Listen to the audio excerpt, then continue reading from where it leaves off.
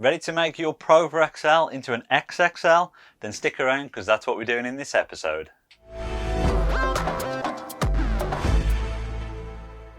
Hey everyone, and welcome to another episode of James Dean Designs. If you're new to the channel and love CNC, make sure you hit that subscribe button to get all the latest videos. In today's episode, we're going to be making our PROVerXL into an XXL. We're going to turn it from a 40-30 to a 60-60 using the extension kit from Sainsmart Genmitsu. Now, what I should mention at the point of recording this video, it is just as this extension kit is about to be released. So if anything changes in regards to the advice for assembling this kit, I will put it in the description area below the video. Do check that area out, it's where I'll put all the useful information, any bits that you need, and also links to help support the channel if you're interested. Now, today's episode is essentially going to be made up of two halves. In order to make the machine bigger, we need to break it down and disassemble it almost into its individual components. So that will be the first half. Then in the second half, we're essentially going to build it all back up, but with the new extension pieces and make sure it's all running. Now, as you can probably see, I've got no room around me to extend this machine, so looks like we've got to find somewhere else to build it. So I was going to film outside my workshop, but the weather is terrible today, so for one episode only, I am allowed to shoot inside of the house. So let's start by taking a look at the extension kit itself and seeing what you actually get in the box. So obviously we have the instructions, which is what we're working through today. You then have your two long beams at the top with the carriages. These are your new Y-axis. The next beam down is your new X-axis, ready to take the Z carriage. We then have two supporting gantries that connect the two Y-axes. We've got a blue one, and there should be another silver one underneath, which is the one at the back. We also have a few additional pieces of drag chain in here, if I can get them out, and the relevant tools and bolts that we'll need in order to complete the build. So now we've been through all the new parts, let's start disassembling the old machine and getting it ready to build it up for the new machine. So you'll need to disconnect the wiring loom from the control box itself. Now, if for any reason you've taken off all the colour coordinated labels on the wires, you'll need a way to just remember which wire goes to which terminal block on the control box itself. You could simply just write on with a permanent marker as you take them out to be able to identify them later. Now, removing the wiring loom is the next step. However, before we do that, I'm just going to push that to one side and bring in this. As we start dismantling the machine, we're going to have a lot of bolts that are different sizes, and we need to keep track of which ones are which. What I've got here is an old screw storage unit. I've simply just wrote on all the different compartments, all the different bolt sizes that we'll be working through today, which you can get from the instruction manual. If you don't have a case like this, anything will do. You can even consider something like disposable cups and just drop the different bolts into those as you work through, and write on each cup the size of the bolt that goes into that particular cup. So the next step is to remove all the wiring loom. We'll first begin by disconnecting all the various terminals for the limit switches and the stepper drivers. With everything disconnected, we'll now just remove all the little M4 bolts holding all the drag chain in place.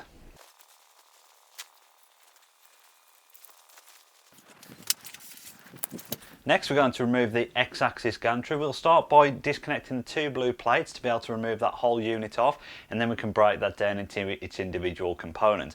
You'll also need to remove the little resting plates that sit on either side of the Y-axis where it mounts onto the carriages.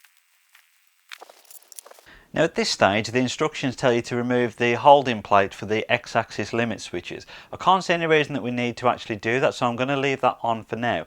The next step then is to remove the bolts holding this in place. We're then also going to remove the stop block here and the end plates so we can slide all of this carriage off. When you come to remove this end plate here, there are two T-nuts that are sliding in the channel. Make sure you don't lose those because you'll need them for later. Next, you should be able to just slide this whole carriage off the end. We should then also be able to disassemble the remaining section on the X-axis gantry. And also don't forget to remove the limit switch end plate and the drag chain bracket. If you find it easier, you don't actually have to take these bolts all the way out. You can just simply loosen them and then slide it off at the end. Now, as we have a new complete X-axis gantry to go in place, what I would suggest doing is actually just reassembling the end plate on this just to hold this part all together, although we won't need it going forward. And finally, I'm just going to remove the two resting plates for the X-axis gantry off either side of the Y-axis. Next, we're going to remove the spoil board. Now, if you watch my recent spoil board tutorial, you'll understand why I put the holes in for the bolts just in a scenario like this where we need to take it back off. We're also going to remove the dust baffles as well. We're going to take off the plate for the Y-axis limit switch. We're now going to disconnect and remove both of the Y-axis stepper motors. We're now just going to work around and disconnect all the remaining aluminium extrusion because we need the 4 plates that are holding all the corners together. As you are dismantling this, pay attention, there are different bolt lengths holding the different pieces of extrusion together, so make sure you keep them all separate.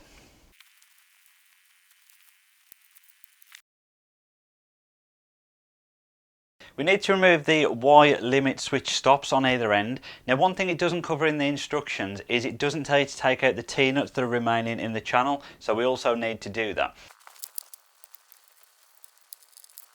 So what I have just noticed is they're not full T-nuts, they're what are known as hammerhead T-nuts. And what that actually means is they can drop into the extrusion sideways and then be turned to be tightened up. So you don't actually need to slide them all the way out, you can just twist them back 90 degrees and they should pull back out of the extrusion. So with everything disassembled, we're now going to have a bit of a tidy up, put all the bolts away in the correct compartment and put all these pieces of extrusion that we no longer need away to one side so we can start building the new machine up. So with everything dismantled, we're now going to reassemble it with the new parts to get our 6060 machine. Now, there are 2 modifications that are quite popular with this machine at the moment. One is to move the stepper motors from the back to the front to save wasting any more space at the back. The second is to flip the C-beams inside out, so it minimises the amount of dust getting on the thread rods. Now, the stepper motors is quite an easy upgrade to do. The C-beams is a little bit more difficult. However, for the purpose of this video, we're just going to do the standard build as the instructions say that we should. Now, all being well, if you're watching this video, there's a good chance you've already assembled the machine once, so therefore you are familiar with how to build the machine. As a result, I'm not going to go into too much detail about some of the basics that we covered in the initial build video. Obviously, if you do need to watch that as a recap, check out the link in the corner. I will briefly touch on just remembering to keep things square, the correct tension on the bolts and things like Loctite, but for the most of it, hopefully you should already be familiar with how to build this machine. So let's move on. So for the first stage of building the new machine, what we're going to be doing is attaching the blue plates to the pieces of extrusion for the front and the back. To do this, we're going to be using the same bolts that we did when we took everything apart, and to attach each plate into each corner, you'll need 2 M5 14mm and 2 M5 20mm, both with a flat washer and a spring washer as earlier. The M5 20mm bolts go into the face of the extrusion, the M5 14mm bolts go into the ends of the extrusion. You may as well also fit the drag chain bracket at the same point. This should be fitted onto the rear left corner as you're assembling it. I should also point out the plates have slotted holes for where the bolts will go through. We need to make sure we keep this as consistent as possible. So as you tighten 2 bolts up and the other 2 bolts, make sure it pulls it in centrally so that each corner is mounted the same.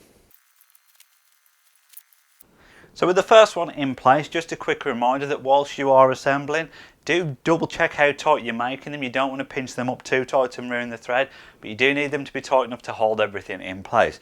You may also want to consider using Loctite for when you're putting all the bolts together, because this just helps keep everything in place later on after assembly is finished. We'll carry on and do the other 4 corners now. So at this point, we're now going to attach the front and back to both of the side Y-axis. As mentioned earlier, we are doing this as the standard build. If you are putting the stepper motors on the front, this is where you should have the stems at the front of your machine rather than at the back of the machine. But as I say, because this is the standard build, we are going to be keeping our Y stepper motors on the rear of the machine.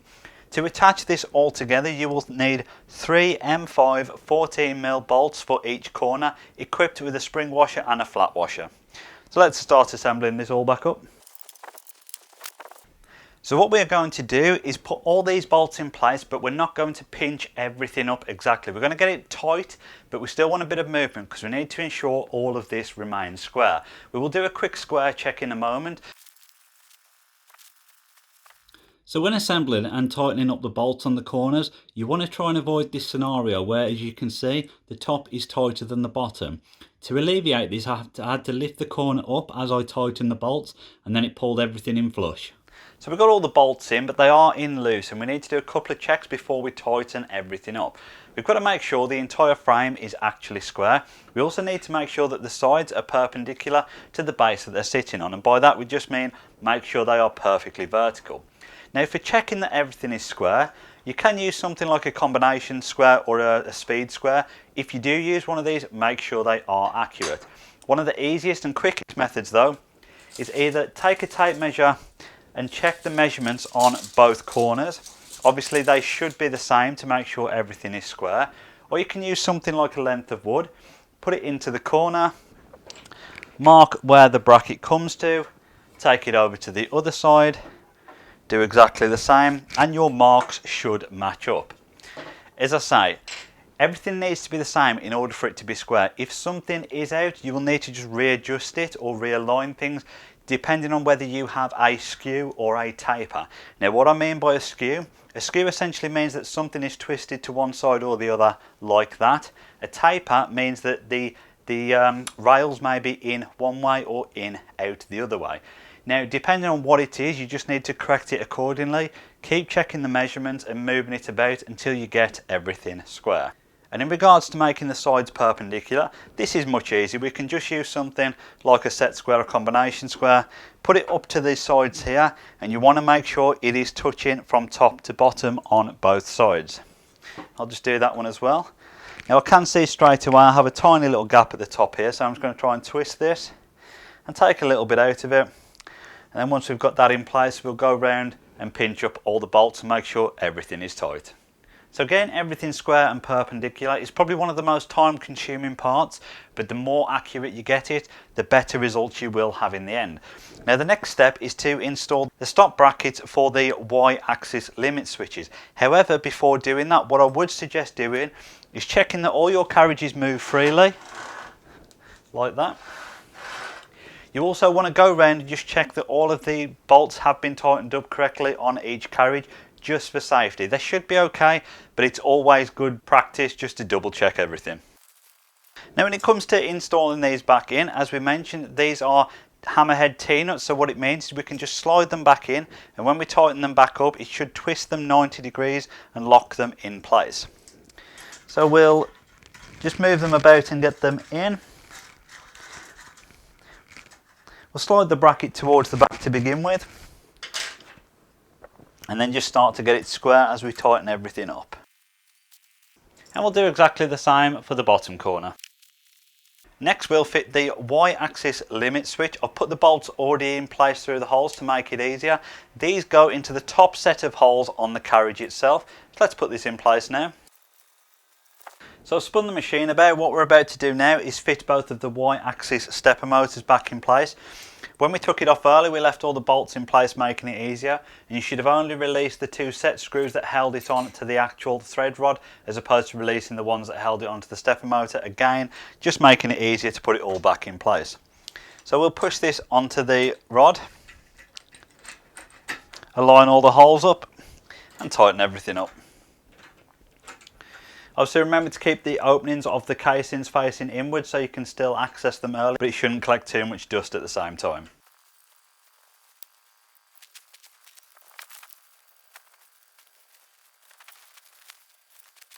So once you've installed your stepper motors, just check that they move freely and that there's no resistance on them. We're now going to install the mounting brackets for the X-axis gantry on the outsides of the Y-axis. Make sure the holes on the plate are at the bottom, and these fit on the lower set of holes, but obviously on the outside of the plate, using M5 14mm bolts with the spring washer and flat washer preloaded. So we'll get those done now. So for the next step, we need the new X-axis gantry. We also need the Z-assembly from earlier. To fit this onto the X-axis gantry, we first need to take the end plate off. Take the end plate that doesn't have the stem sticking out, So we'll do that now, remove this plate. Now with that removed, we're going to slide the Z assembly over this to put it back into place. I'm just going to flip it over because we want the thread on the back. Now this can be tricky because there is a bit of weight in it. So I'm just going to pause the video there because I made a vital mistake. Basically what you're viewing on screen needs to be mirrored. The gantry needs to be inserted from the opposite side of the Z axis with the stem on the far left hand side. I do realise later on and correct it, but I wanted to let you know now so you don't make the same mistake that I did. Once you've got it through, I suggest putting the end plate back on straight away. I'm just going to slide this back into place and reconnect it using the M5 10mm bolts from earlier. Next we're going to attach the gantry arms on either side with the M5 20mm bolt with a spring and flat washer on every one. So before you reassemble the X-axis gantry like I have here, we need to put the T-nuts on. What's a little bit strange is that the brackets for the Y-axis limit switches have hammer nuts, whereas all the other ones have proper T-nuts. So as you can see, I need to backtrack now and put these in place. So what I'm going to do now is quickly install the X-axis limit switch brackets and also flip it over and install the drag chain bracket.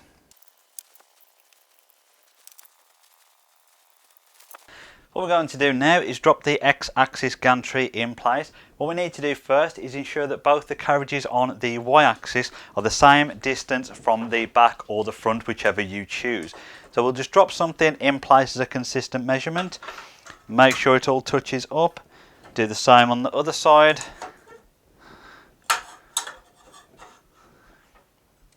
And that should just make it easier for us. Now we'll put this in place and connect it with the M5 14mm again with a spring washer and a flat washer.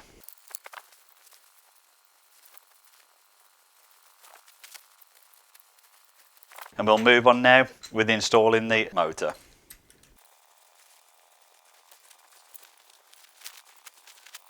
So what I've just done is slid the Z assembly all the way to the side as far as I'm happy for it to go without it getting too close to the Y-axis. And I'm now just going to readjust that limit switch bracket and pull it all the way in until it hits the limit switch and then pinch it back up.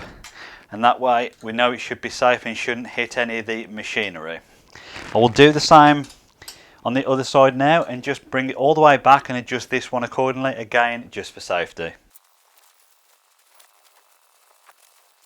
So now we've brought it all the way back up, I'm just going to do the same again, slacken this limit switch off, bring it all the way in until it actually touches it. I appreciate you can't see it on the back, but you should hopefully understand what I mean.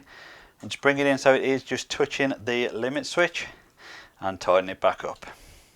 So I was really curious when Sainsmart announced they were releasing the extension kit as to how they were handling the wiring loom situation. Whether they would provide you a new one or you use the existing one, because obviously there was quite a bit of length left on all the cables. Well, we know now that you use the existing cables because not one isn't provided in the new kit. All that they give you is a few extra pieces of drag chain to compensate for the extra travel on each axis. Now the problem is at the time of recording this there is no instructions in the manual about what to do with the wiring loom, just at how to add on the few extra pieces of drag chain. So I think the easiest method is basically take all of the wiring out of the drag chain.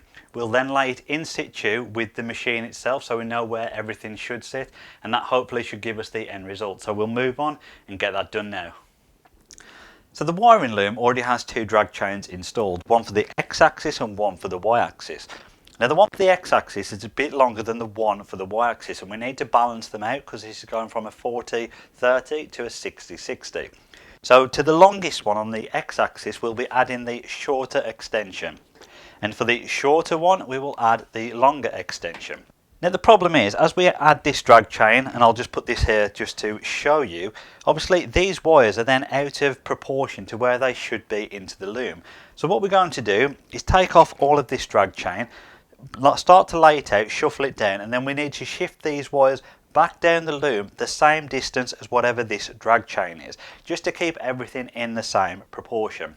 And then we'll do the same once we get to the other end of the wiring loom. As we extend it, obviously these cables down here will need to be pushed back down at the same ratio. To open up the drag chain, just need something like a small flat-headed screwdriver. Go in there and just simply pop it open. and it should flip. So we'll go along and do this to the whole length of the drag chain now. The next thing I'm also going to do is take off this cable protector that's in place. But what I want to do is try and hold the cables in place as much as possible. So I've got these little Velcro cable ties.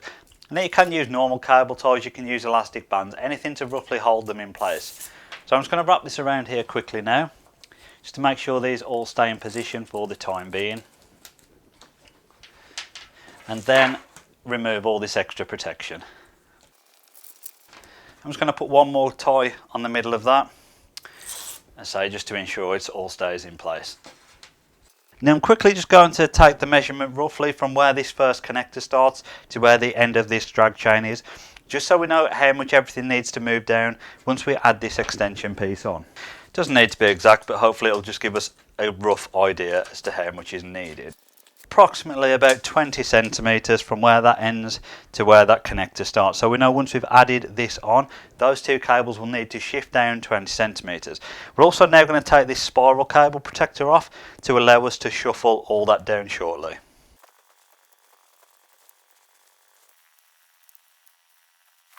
So the next step is we need to add the extension onto this piece of drag chain. But what we can see is there is a bit on the end which is for where you secure it down to the bracket. So we need to take that off, add the drag chain in, and then insert that back on before closing everything up. So we'll just quickly do that. You just simply put your flat-headed screwdriver in, wiggle it about a bit, and it should prise out. And then we can add the new piece of drag chain in. Obviously we'll just pop all these open first. And at this point I'm also going to slide the drag chain down to make sure we've got enough space to fit it all in. Now when you put your new piece of drag chain in, again it just kind of slides in place and it should click. It might take a little bit of pressure and a bit of wobbling, but the way they are, they're quite flexible and easy to just clip together. There we have it. We're going to slide that down a little bit further. It doesn't worry too much about this, as I say, because we will work backwards as we go down the drag chain. We're going to put that fixing plate back in now. There we are. And we know that this was sitting just slightly inside of the first cap, so we'll slide the wiring down a little bit and begin to clip it all back in place. Now, as I said earlier, we know these two cables need to slide down the same amount as the drag chain that we've just added on, or it needs to start 20 centimeters from here and come back to about there. So that's what we're going to do now, is just shuffle these cables back down so it's about 20 centimeters from where it is there. So I'm going to pull this drag chain further down to make sure we've got enough space. And then I'm going to take a note of what these two wires are, follow them all the way back, and again pull these back at the same length so that we know we've got 20 centimeters from where that ends to where that first connector starts.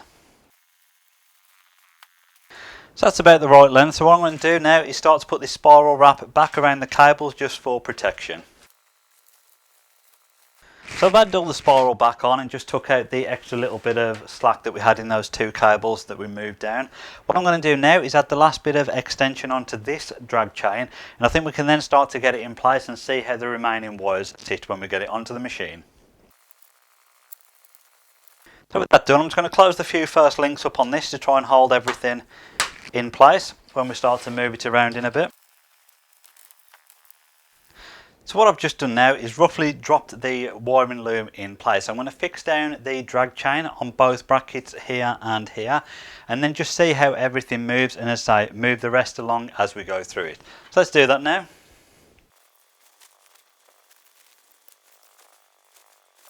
So what I want to do now is make sure that the connections have enough wires that nothing gets in the way, but obviously we don't want too much slack because we need the extra room for as we shuffle everything down shortly.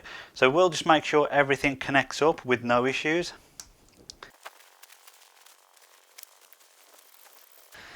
Excellent, so we know the first part's done, there's enough movement in that. We can probably take it a little bit back through the drag chain.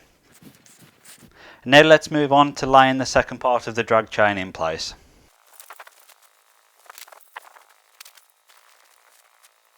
So with that in place, I'm just going to make sure everything connects up around here. As I say, just to check that there is enough on each cable. So I'm pretty happy with how that's laid out. I'm just going to shuffle some of this spiral up to protect where it rubs on the end of this drag chain, but I think that should be good. So all the cabling's gone well. I've just moved the X-axis all the way forward just so I can try and show you the last little bit. Obviously that's all we've got remaining left on the wiring loom, but we need to make sure that the Y motors still get their power. So I'm just going to connect the first one in. And now what we need to do obviously is fit this to the back in here. You can remove the old clips off your previous extrusion that you took out of place and just stick those back in to help support the cable. You may need a bit of extra glue, but it will just hold them in place for now. And again, we'll connect the last Y power motor. Now what I'm going to do is just take off the last remaining of the Velcro straps, stretch all the wire out as much as we can and see how much of the cable protection we can get back on. In fact, I'm just going to tie these two cables together just to keep those in place with the rest of the loom here. So we've lost a lot of length off a couple of the cables, but obviously what I'd like to do at this stage is just get a bit of this on just to make sure it holds everything in place and gives it a bit of protection. So I'm going to cut this down to, I don't know, maybe 10 inches, a good foot, and just start to lay that on from the end of the drag chain, and that should finish this up. So essentially your machine is now built with all the wiring loom in place and ready to go.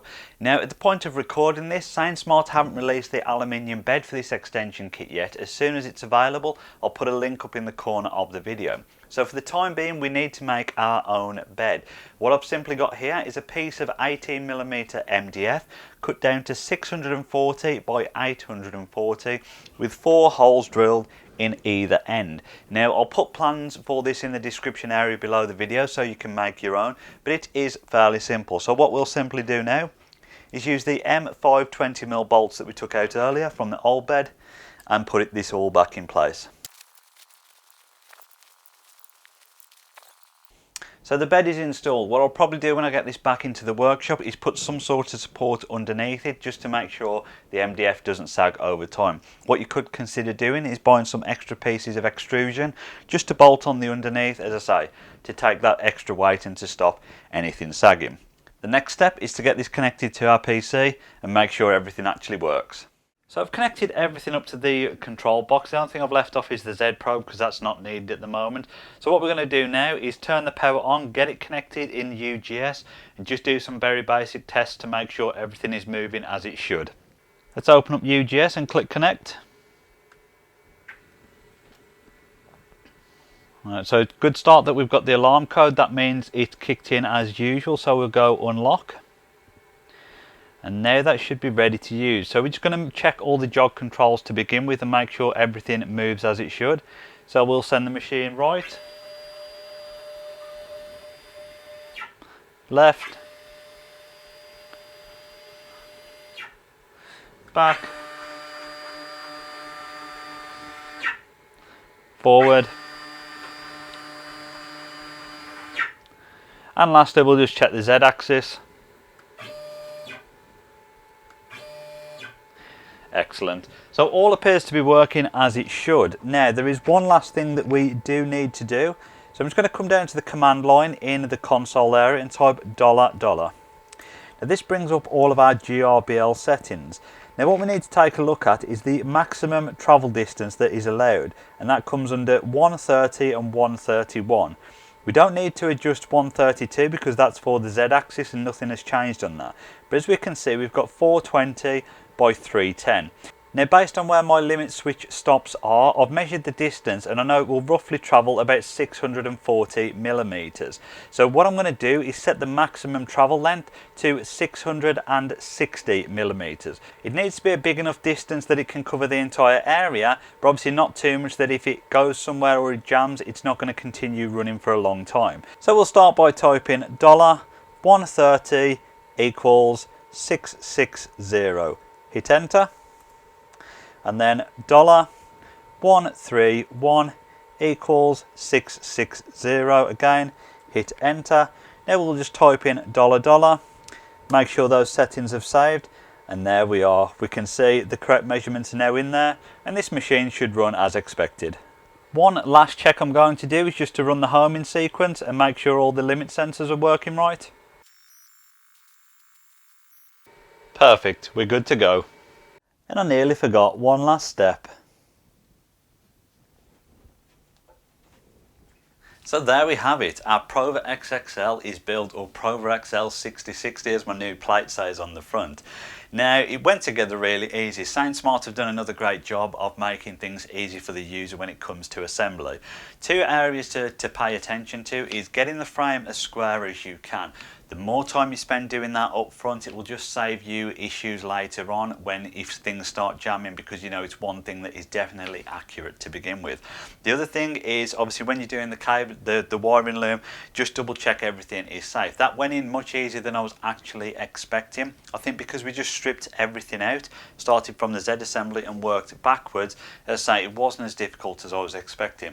I probably spent a bit too much time putting all the spiral wraps back onto the cables that are not necessarily needed, but I just like to keep this as close to the manufacturer's product as possible. Now, when we were doing the UGS scene just and the testing, you probably heard me mention the measurements of travel being 640 by 640 on each axis.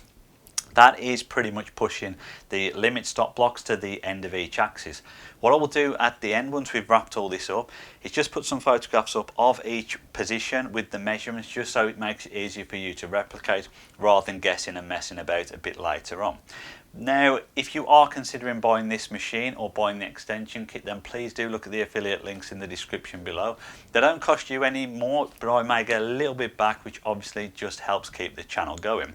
Now, I should probably get this out of the house and back into the workshop before I get in trouble. So that is everything for today's episode. As always, if you enjoyed it, please give it a thumbs up, and do make sure you subscribe to the channel to get all the latest videos. But I'll see you all on the next one.